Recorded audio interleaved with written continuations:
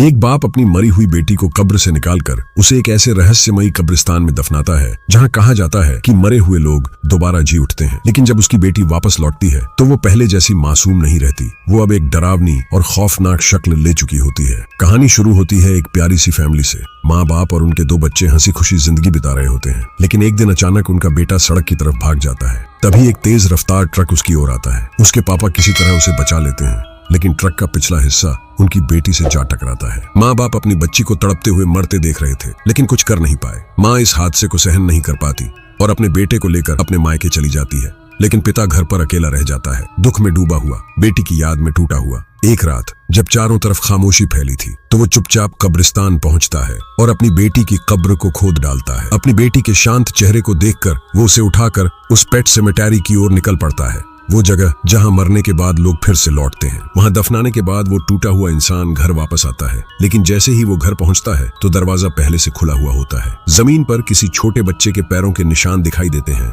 और तभी पीछे से एक जानी पहचानी लेकिन भयानक आवाज आती है। उसकी बेटी लौट चुकी थी, पर अब वो वैसी नहीं रही थी। ये कहानी है पेट सेमेटेरी नाम की हॉरर फिल्म की, जो डर और दर्द दोनों को एक साथ दिखाती है।